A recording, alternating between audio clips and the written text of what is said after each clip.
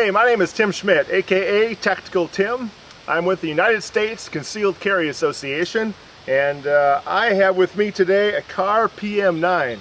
Now this gun, of course, I'm going to give you a guess as to what round it's chambered in. I'll give you a hint. The PM45 is in 45 auto, the PM40 is in 40 Smith & Wesson, so guess what the PM9 is? That's right, 9mm.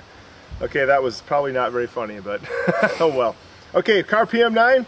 Before we get to the nitty-gritty, let's shoot a few rounds down range, see how it feels.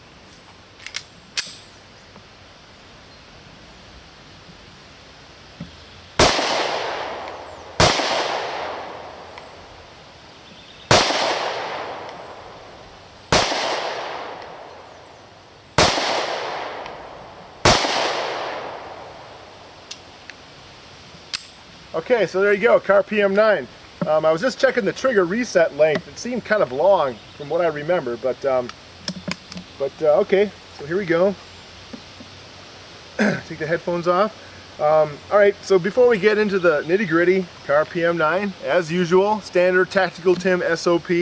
I'm going to tell you that you can download this 3-page cheat sheet for the PM9 that we put together. It has all the nitty-gritty specs, has my comments, has cool diagrams, all kinds of other cool stuff. Of course, it's also going to include the actual target that I shoot at when we do the accuracy testing as well. So you can download that all for free at tacticaltim.com.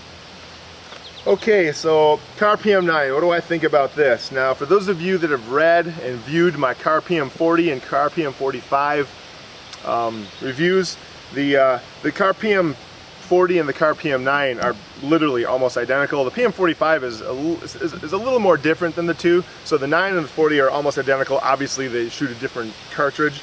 So as far as the things I like and dislike about the gun, they're very similar. I do like the trigger. A lot of people call Kahrs like the Glock knockoffs, which for the most part they are. Of course, Mr. Kahr, or whoever the guy that runs the company, he's not going to like me to say that. Probably neither is Gaston Glock, but I don't work for them, so who cares? The trigger, I love the Kahr trigger. The Kahr trigger is it's an aluminum one-piece trigger, no trigger slop at all. Probably the only downside of the Kahr trigger, which it's funny because I didn't notice this on the PM45 or the PM40, but on this PM9, the trigger reset distance is a little bit longer than I'd like. And when I talk about the trigger reset distance, I'm talking about, okay, watch this. So, of course, we're still on a live range, even though there's no rounds in the gun. Nonetheless, I am shooting this downrange. So I pull the trigger once. So now let's pretend the gun goes off. Slide racks. Okay. Oops. So the slide racks. So now the trigger reset distance is a distance that my finger has to come out before, which is right there, which is pretty much almost all the way out. A lot like the Rohrbau 380 and the R9. So I'll have to go back and see if the 40 and 45 are like that, because I don't like that. I mean, that trigger reset distance is just too long. Okay, so what else? The grip itself, I really like the grip. The front and back strap serrations are just like the PM40. They're very sharp, but they feel good. It's not a negative sharp. It's just it feels comfortable in your hand. The slide serrations also have a lot of they're also pretty sharp, relatively deep, so they feel good as well. This specific model has the True Dot Trijicon sight, 3-dot combat sight, which is a very nice sight. Just like the other Kahrs, there's a ginormous slide lock release lever, which very easy to operate. That comes in handy. And we got the same magazine fitment issue with the Kahr PM9. You put the magazine in, and it just looks like it's not right. You know, of course it is, but you know, a lot of guns will have like a little plastic that comes down here to assure you that yes, your magazine is in all the way, but not the Kahr guns. So maybe they should think about changing that. And then the last thing I'll just mention is that let's see here, is that the right magazine? Huh. Well, the other thing I'll mention is just like the yeah, I think that's the right one. Just like the Kahr PM40, the PM9 also has a secondary magazine. It has this giant extension on the bottom, which may understand why they think that would make sense. But hey, this is a concealed carry gun, so So I personally think that the magazine should be the same, but that's my personal opinion. Okay, so let's take the PM9, let's take it down to the accuracy range and see how it shoots. Let's do it.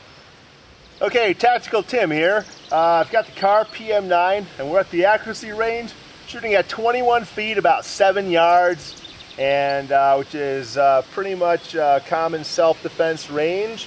And what we're going to do is I'll be shooting, obviously sitting down, using my knee as a rest so we can gauge the accuracy of the gun, not so much the accuracy of me. Here we go.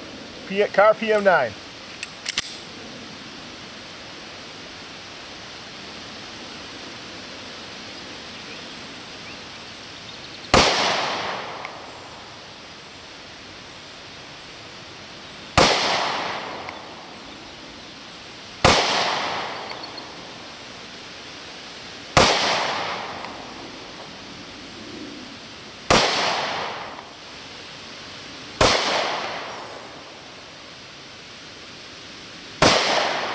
Okay, Tim Schmidt back here up at the upper range. Just got done shooting the PM9 at the accuracy range, and as you can see from the target, this gun is just fine at 21 feet. Not very difficult to keep a decent group.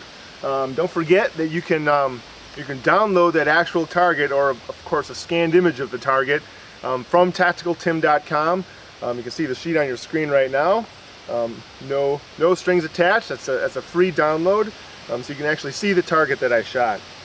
So just in recap, the Kahr PM9 is, in my opinion, it's certainly a worthy concealed carry gun.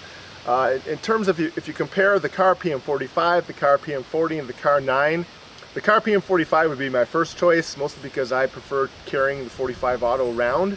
And between the other two, I would say that really the only reason, if you just weren't a 45 auto person, if you've already made the decision to standardize on the 9mm round, then the 9 really would be the way to go. And I guess really the only reason to do the 40 would be if you happen to have standardized on the 40 auto, or I'm sorry, the 40 Smith & Wesson round. So really no major beefs about the Kahr PM9, other than the fact that you can't get a 45 auto round inside of it. Just joking. Okay, that's it. Tim Schmidt, Tactical Tim here with the Kahr PM9. Take care and stay safe.